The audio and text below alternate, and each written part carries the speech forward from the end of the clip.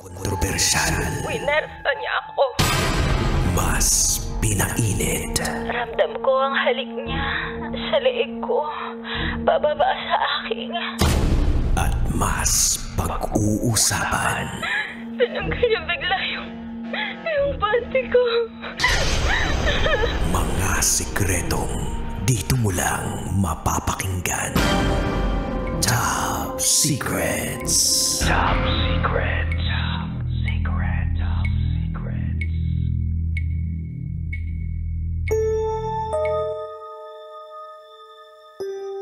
Good evening mga kabisyo, Luzon, Visayas, Mindanao.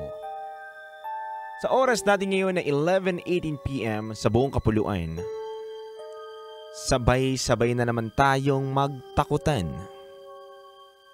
Magtaasa ng mga balahibo dahil sa mga kwentong talaga namang nakakatakot.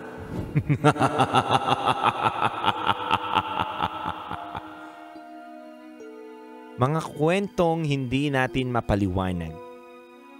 Mga kwentong mahirap paniwalaan lalo na kung hindi mo pa ito nararanasan. Pero marami ng mga nagpapatotoo na talagang merong mga hindi natin nakikita na kakaibang elemento na kapag nabulabog, tiyak hindi kanila patatahimikin.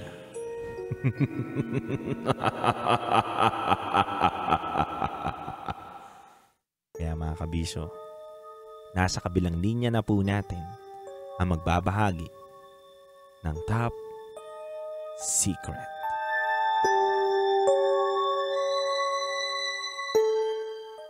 Good evening po. Good evening po, DJ Titan Jello. Kamusta po kayo ngayong araw na to? Okay naman po sa ngayon. Naka-duty pa po ako. Naka-duty ka pa pero okay lang naman, safe naman na magkwento ka muna habang naka-duty. Yes, sakto po, naka-break time naman po. Ayun, sulitin na natin ang iyong break time. Ayan na. So, taga saan po kayo? Taga Novaliches, Quezon City po. Novaliches, Quezon City. Ilang taon na po kayo? 38 years old po. 38 years old. Anong pangalan? Luda. Luda. Yes po. As in L-U-D-A. Ano po? L-O-O-D-A. L-O-O-D-A. Luda. Luda, 38 years old, from Novaliches, Quezon City. Ano ang top secret mo? Ayan, so, ito po ikikwento ko, ibabahagi ko po is nung nakaraang February, yung nangyari po ito. Nangyari po ito sa lugar po sa Baguio City. Isa sa lugar sa Baguio City. Mhm. So nagkataon po na meron kaming convention na dapat attenan. Then magkakaroon po kami ng booth sa isang location. Then during lunchtime, ang sabi ko po sa team ko kasi ano po kami, bali 6 po kaming lumuwas ng Baguio. Then sabi ko sa kanila, magpapaiwan muna kaming 2 dun sa booth. Then kayong 4 is pwede na kayong mag-check-in. Kung saan po, hanap po kasi kami ng isang bahay na pwede pong parang transient house siya, Transient na pwede po house. naming rentahan. Opo. So, from previous po, nakausap ko naman po yung landlord po doon na sabi ko, ang tutuloy lang po doon sa transient house ay 5. So, 5 po. So, alam na po niya yon. So, pumunta po sila sa transient house. Mhm. And nagtaka po kami ay dahil from 5 lang na rooms, pero binigay po sa amin is 6 to 8 capacity na kwarto, which is malaki po siya para sa amin. Mhm. And then, pagpasok po ng team ko dun sa mismong kwarto or bahay, parang rooms po siya. Iba-iba po kasi yung mga pintuan po doon. So, may malaking kwarto. Na-feel na po kagad ng team ko is parang creepy. Na parang matagal na pong walang tumuloy dun sa bahay na yon. And during that time, nag-spend po sila dun ng kanilang lunch break. And yung isa pong kasamaan ko, na maitatago ko na lang po sa pangalang A, ay bigla pong pumasok dun sa rooms ng babae. And nalock po siya. So nalock po siya dun sa kwarto na wala naman po siyang iniisip or kahit ano. Pero ang tagal niya pong nalock, ayaw po mabuksan nung pintuan. Okay. And then yung nagkataon po, syempre malilate na po sila, babalik pa sila sa trabaho. Tinawag na po nila yung landlord. So yung landlord, nung pumunta po dun sa bahay, and then hinawakan po yung doorknob, isang ikot lang po, bumukas na siya. So nagtataka kami kasi nagtataka po yung mga naiwan pong tindo na bakit ganun? Parang ang tagal mabuksan, ang hirap mabuksan.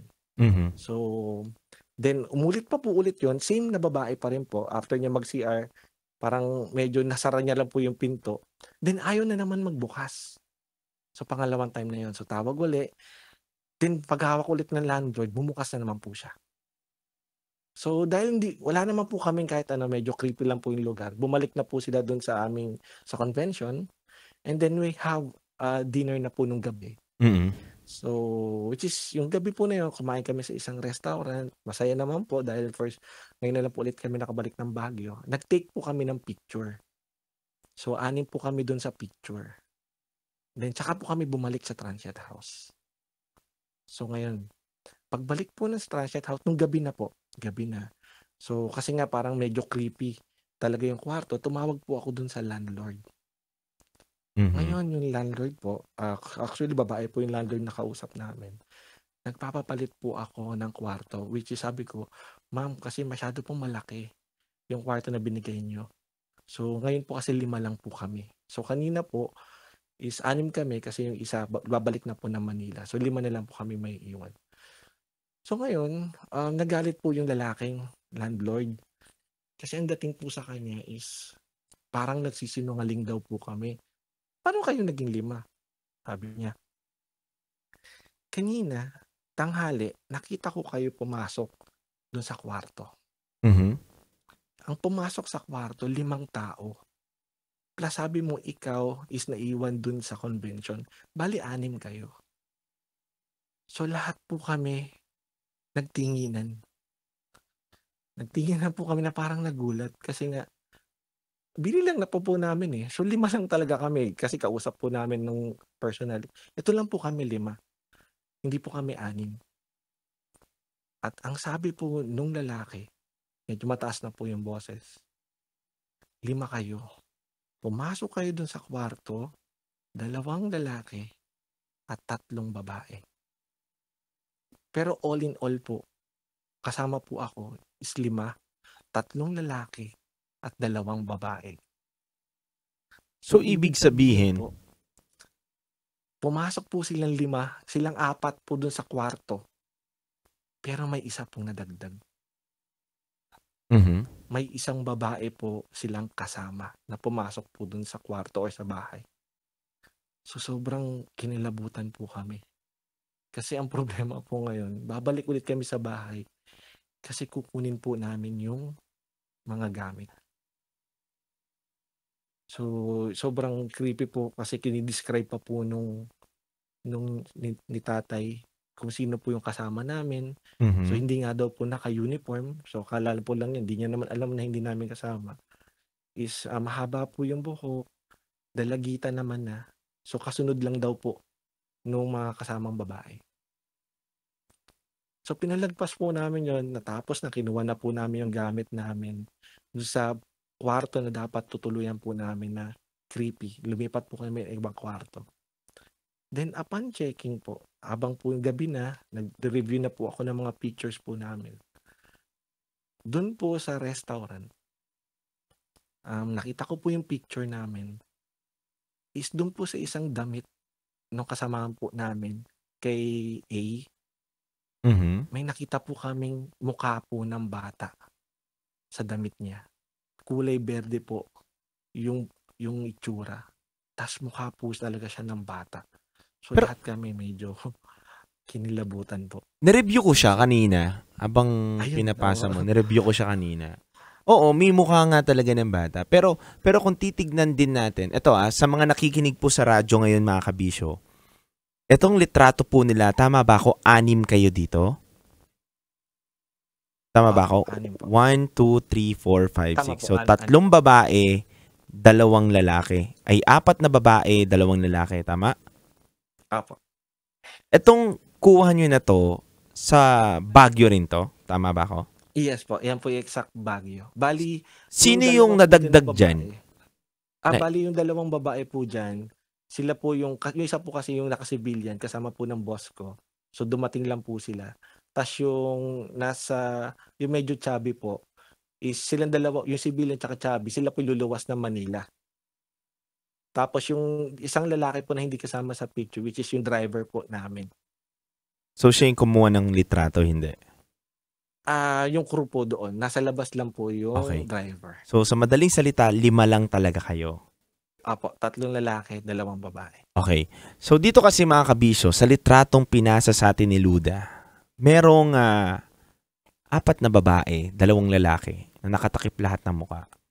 Tapos, makikita natin dun sa dulong parte. Ito isipin nyo na itong kinukwento ko sa mga nasa radyo. Sa dulong parte, kabisyo, meron na kulay green sa damit ng babae na korting bata. Pero ang tanong kasi diyan, doon naman sa kabilang linya din, sa kabilang parte ng litrato, may kulay green din. And iniisip namin kanina ng team dito sa Love Radio is baka ilaw lang. Reflection lang ng ilaw to Pero, ang nakakagulat lang din doon, syempre, may mukhang nabuo doon sa nakalagay doon sa damit ng babae. Yes. Yes. So nire-review mo na to, na yung litrato na to. Anong next nangyari? Ayan. So, syempre lahat po kami naguluhan ng gabing yun. Mhm. So, syempre kwentuhan kami. So, pinagpabukas na po namin. So, ngayon, dahil second day po ng convention, ay bumalik po ulit kami doon sa convention. And then, lumabas po yung 2 kasamahan kong lalaki naman ngayon kasi bibili po sila ng lunch namin. So, lumabas po ulit sila. So, kada pasok po kasi sa convention, DJ Tantan, meron siyang parang medyo may security guard po May gate, Mhm. may mga guards na mag-check ng sasakyan, kung ilang tao, kung ano yung mga nandoon. So, bumalik po sila doon, lumabas po sila, then bumalik po ulit.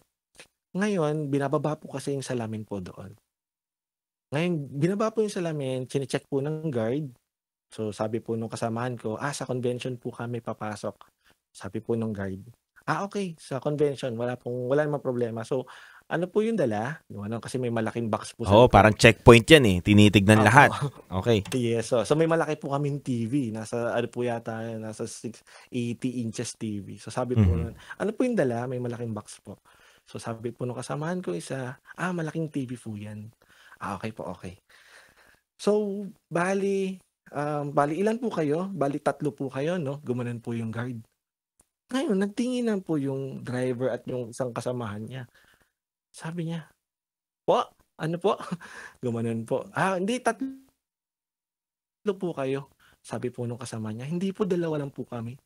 Sumagot po yung guard, hindi 3 po kayo. Kayong 2 po sa harapan, tas may babae po sa likuran. So, ngayon tumingin po sila sa likod. Tapos wala. Nagulat din po yung security guard.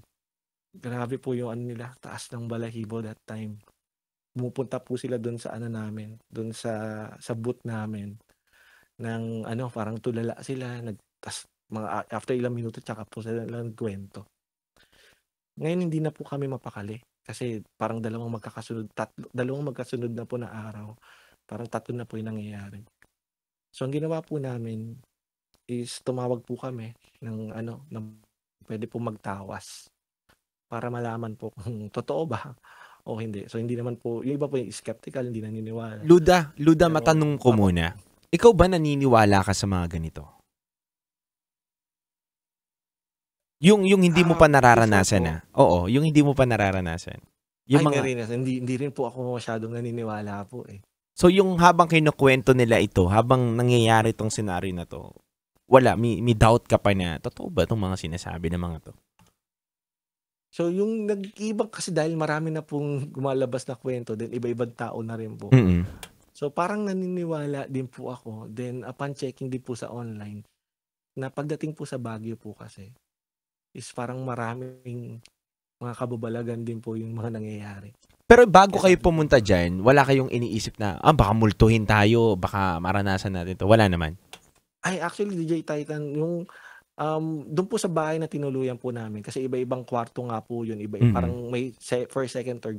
Second time ko na po doon. Pero yung first time ko po kasi, ibang kwarto naman kasi nga 3 lang po kami, so mas maliit lang. Mhm. So wala naman po ako kaya sinabi ko, ni-recommend ko po yung lugar na yun kasi nga nakatulog na ako, eh. Okey. So wala akong naramdaman. Pero itong pangalawa, dun po naglabasan yung So mga nangyayari po. yes. So nagpatawag kayo ng Hmm, albularyo.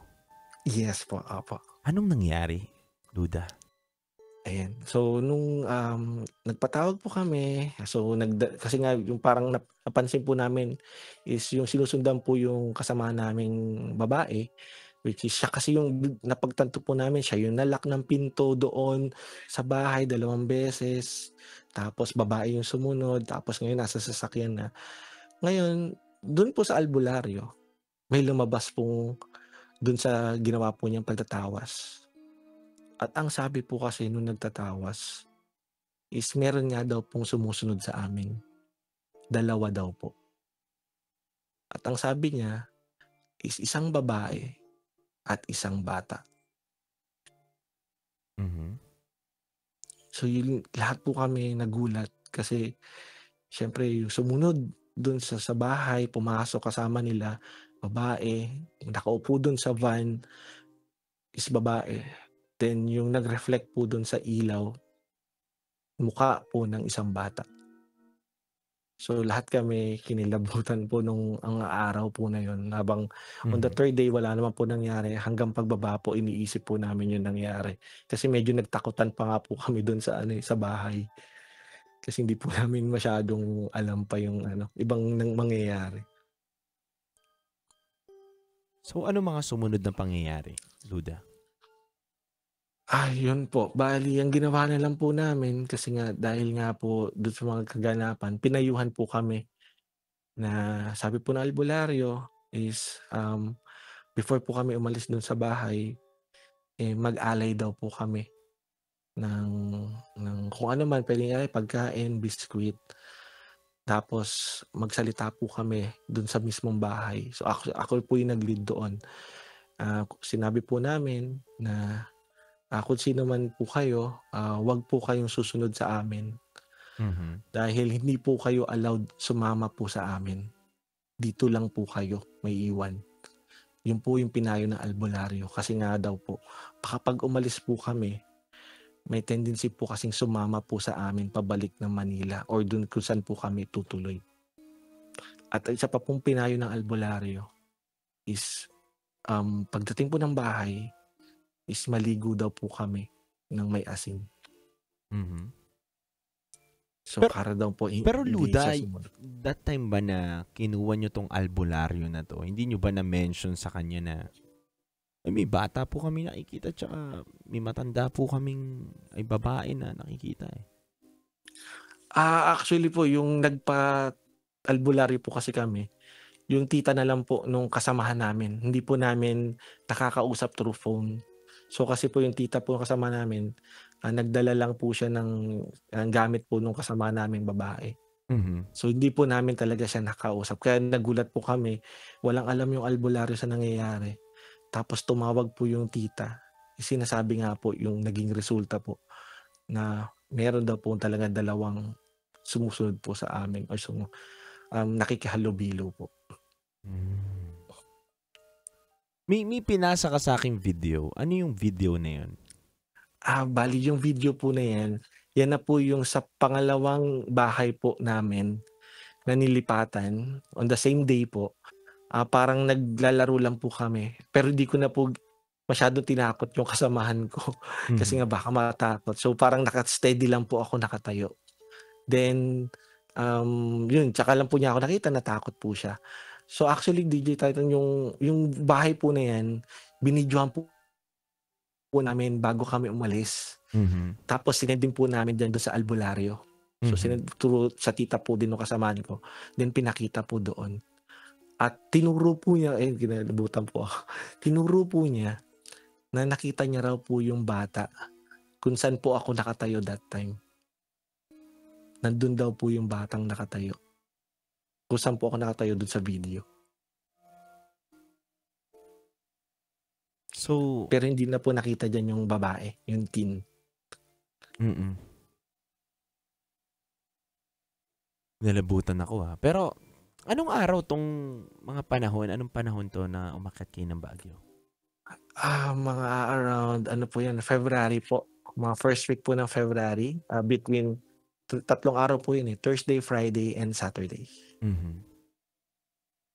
So mga kabisyo, sa mga nakatutok po sa atin ngayon sa radyo at hindi nyo po nakikita yung video, magbibigay lang ako sa inyo ng picture sa utak ninyo na papasok po yung babae sa kwarto. Tapos nandun po si Luda sa may gilid, nakatayo para takutin niya lang itong kaibigan niya, yung biktima niya, para i-prank. Pero yung panahon na pinasa na pala nila, kabisyo, doon sa albularyo, yung video na yon, kung saan mismo nananakot si Luda na pwesto niya, doon din daw po nakatayo yung bata. Apo. So Luda, after niya, nakababa na kayo ng Manila, may mga pangyayari pa ba? Yun, bali yung araw po na yun, yung inalay po namin pagkain, biskwit, kung saan po ako nakatayo, doon po namin nilagay yung pagkain. And then, lumuwas na po kami ng Manila.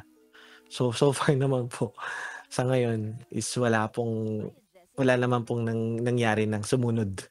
So, ginawa naman po namin yung kung ano po yung pinayo po nung albularyo.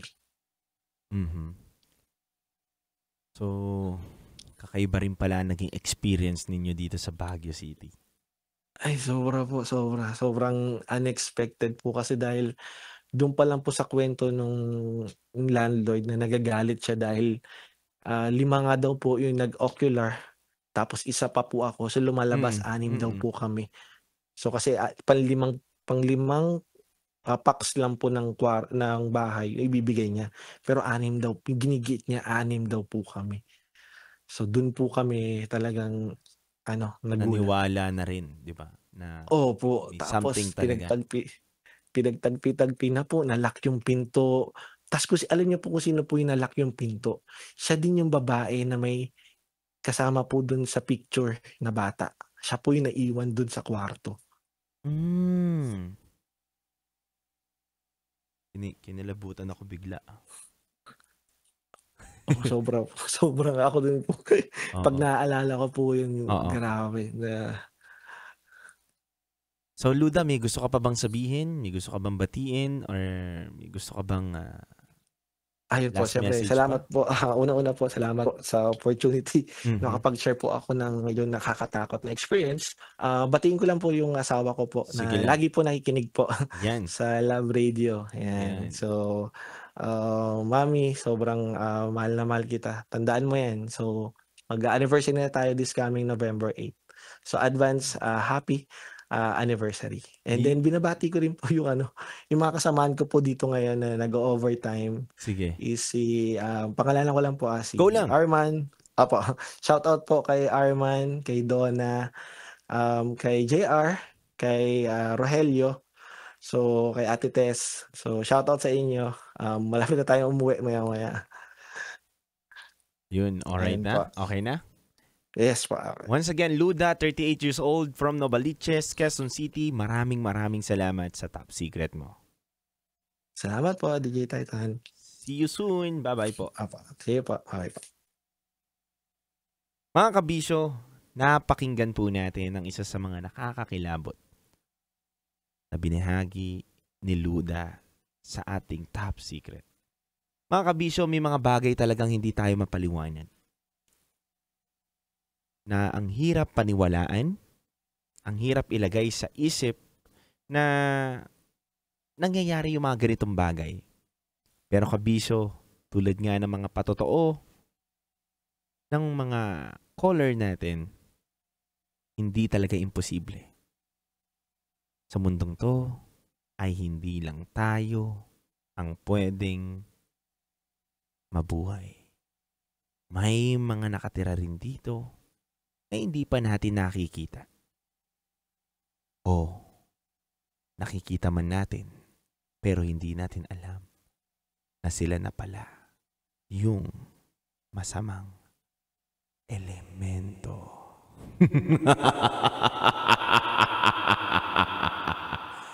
Kaya mga kabisyo, ito na po ang huling araw natin para sa takutan sa ating top secret. At tomorrow mga kabisyo, balik na po tayo sa ating rated SPG top secret mga kabisyo. Pero ang katatakutan na lang po ay nasa Rocky Secret Files with Titan Jello. Mga kabisyo, maraming salamat po sa inyo, sa lahat po ng mga nakatutok sa atin on air. Maraming salamat po sa inyo. Keep safe always and God bless you. Once again, DJ Titan Jello ang titindig sa mga pinaglalaban ninyo. Kayo po ay nakatutok sa 90.7 Love Radio. Kailangan pa bang i-memorize yan? Basic. That portion was brought to you by